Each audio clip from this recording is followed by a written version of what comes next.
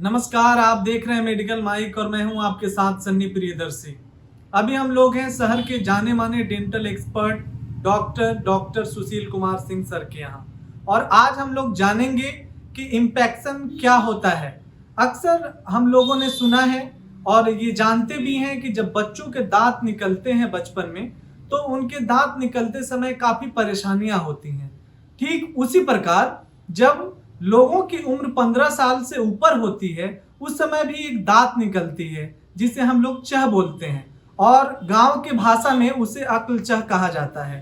तो ये जब अक्ल चह निकलते हैं तो क्या क्या समस्याएं होती हैं, कितनी परेशानियां होती हैं और ये इन्फेक्शन रोग क्या होता है, इसके बारे में बताएंगे डॉक्टर सुशील कुमार सर। बहुत बहुत स्वागत है सर आपका मेडिकल माइक में। Thank you very much. Impaction basically एक ऐसी परिस्थिति है जब दांत सामान्यतः प्रक्रिया के तहत ऊपर नहीं आ पाता है, या यूं कहें कि हड्डी के बीच में वो दबा रह जाता है, या उसको निगलने के लिए स्थान नहीं रहता है। लेकिन इसकी एक सर्टेन आयु होती है। यदि 18 से 24 के बीच में आपकी दांत नहीं आई है, अंतिम दांत नहीं आई है, विजडम टीथ नहीं आई है, इसका मतलब है कि उसको निकलने का स्पेस नहीं मिला है। अगर निकलने का स्पेस नहीं मिला है तो वो किसी न किसी प्रकार से हड्डी में इन्फेक्शन का कारण बनता है और आपको दर्द करेगा और आपको उसके निदान पर जाना पड़ेगा। बेसिकली इन्फेक्शन से पहले पेरिकोरोनाइटिस भी होता है।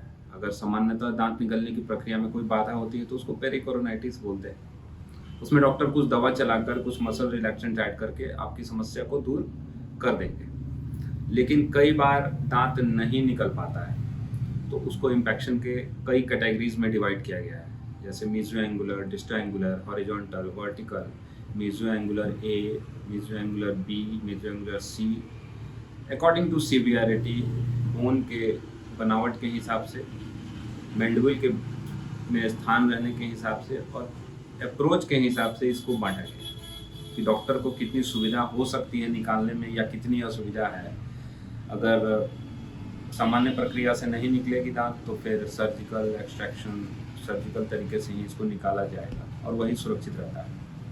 समय भी लगता है, बोन डेंसिटी भी मायने रखती है, कुछ एक्सरेज, विशेषज्ञ एक्सरेज की भी ज़रूरत पड़ती है, कई बार सीवीसीटीज़ की भी ज़रूरत पड़ती है। जनरली ओपीजी से हम लोग इसको देखते हैं कि कितनी गंभीर है, परंतु यह एक प्रक्रिया अच्छी खासी शल्य चिकित्सा से जुड़ी प्रक्रिया है। इसमें धैर्य के साथ साथ हाथ में स्किलफुल होना भी बहुत ज़रूरी है, प्रिसाइज होना बहुत ज़रूरी है। सर अक्सर हम लोगों ने पेशेंट को, इस बीमारी से जूझते हुए लोगों को, इस समस्या से जूझते हुए लोगों को हमने सुना है कि ये जो है, जो दांत निकलने की जो प्रक्रिया होती है वो काफी कठिन होती है और उन लोगों को इससे कम से कम 7-8 दिन तो झेलना ही पड़ता है, उससे होके गुजरना पड़ता है। कभी कभी ऐसा होता है कि अगर वो जल्दी ठीक नहीं हो रहा तो उन्हें डॉक्टर के पास जाना पड़ता है और फिर उससे डॉक्टर से दिखा के जानना पड़ता है कि क्या ये समस्या है। तो सर अमूमन जब कोई लोग आते हैं तो उस पे जो बढ़ी हुई मांस रहती है उसको कैसे हटाया जाता है और वो कितना क्रिटिकल होता है उसको हटा पाना, उसका सर्जरी कर पाना? आपका सवाल बहुत अच्छा है। 18 से 25 के बीच में अगर इस तरह की समस्या आती है तो इसको बेसिकली माइनर सर्जिकल प्रोसेस से भी हम लोग करेक्ट कर सकते हैं, लेज़र से भी करेक्ट कर सकते हैं, बेसिक इंसिजन से भी सॉफ्ट टिश्यूज को हटाकर उसको स्पेस दिया जा सकता है। परंतु कई बार क्या है कि इसमें हम लोग को जटिल प्रक्रिया से भी गुजरना पड़ता है। बोन की डेंसिटी कितनी है, अगर बेसिकली मैंडिबल में जहाँ पर बोन का पोजीशन है वो किस टाइप का बोन है, D1 है, D2 है, D3 है या D4 है। बेसिकली कॉर्टिकल बोन होता है, D1 बोन का प्रेजेंस ज़्यादा होता है। एंगल ऑफ द मैंडिबल पे पोजीशन है या ramus of the mandible, anatomic condition देखना बहुत ज़रूरी है। तीसरी चीज़ और सबसे इम्पॉर्टेंट चीज़ है कि नर्व का अप्रोच कितना दूर है दांत से। अगर लिंगुअल नर्व का अप्रोच है तो फिर पैरालाइज्ड होने का डर रहता है।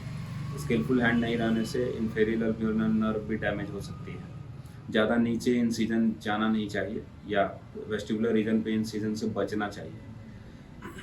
कुछ और जो ज़रूरी चीज़ें हैं, जैसे कि अगर इंटरनली अप्रोच नहीं हुआ है तो फिर ट्रांसअल्वियोलर एक्सट्रैक्शन प्रोसेस पे भी जा सकते हैं, यानी सामान्य भाषा में मैंडिबल के बाहर से या जबड़े के बाहर से गाल की तरफ से भी उसको चीरा लगाकर कई बार सर्जरी करनी पड़ती है।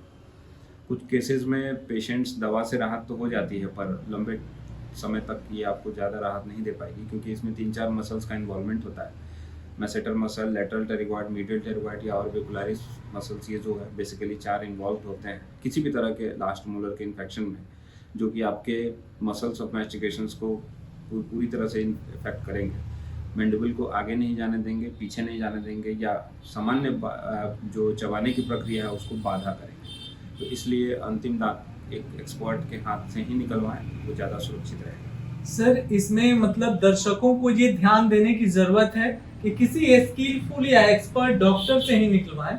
अगर वो अपने फेस को, अगर वो अपने दांत को जो है, अगर किसी अच्छे डॉक्टर को नहीं दिखाते हैं और उससे वो सर्जरी नहीं कराते हैं, तो फेस के जो है वो पैरालाइज होने के भी चांसेस रहते हैं, ऐसा मानना है।